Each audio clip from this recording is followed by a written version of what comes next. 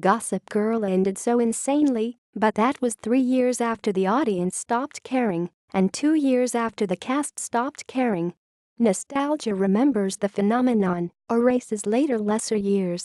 You can go back and watch the pilot on Netflix right now and ignore the canonical revelation, reality crashing spoiler alert, the Dan Humphrey, last great fashion showcase for the color brown, was Kristen Bell all along. This was a final regular ludicrous plot turn, so obviously unplanned. You wish that revelation had been the revelation, that Dan had suddenly ascended heavenward, eyes shining starfire as he intoned "We are all Gossip Girl," and the heavens opened to rain hellfire on earth.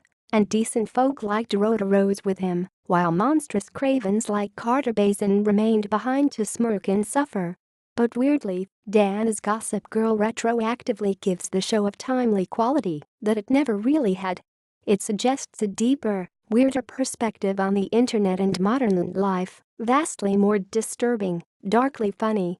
An unhappy young man flees to the internet, where he echo chambers unsourced rumors and unwanted photographs into ruinous media narratives. He's a troll, sure, but maybe you think he's a troll for truth, a class warrior embedding himself amidst the 1%ers, destroying them from within, and getting the girl. Wasn't Gossip Girl his Mr. Robot?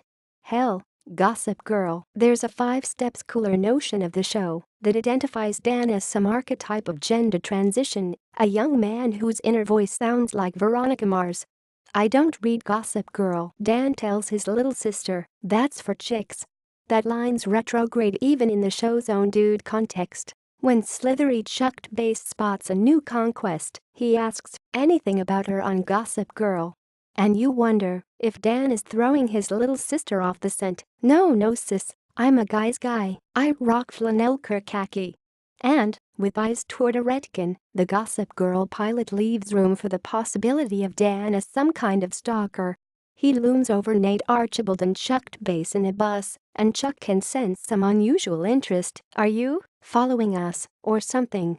He runs into Serena while she's fleeing a hotel bar, and she drops her phone. Or did she drop it, or did he pull a Tom Ripley and snag it right out of her purse? Much of the show's initial concept depended on Dan as our more relatable figure, a regular Cinderella boy among princes and princesses, though anyone who has ever lived in New York can only marvel at the deconstructed grandeur of the Humphrey loft. But if Gossip Girl still has a real, urgent pulse, it's the total inversion of that plot. Was he the modern puppet master, destroying lives with a keystroke? Did he win Serena's love, or trap her?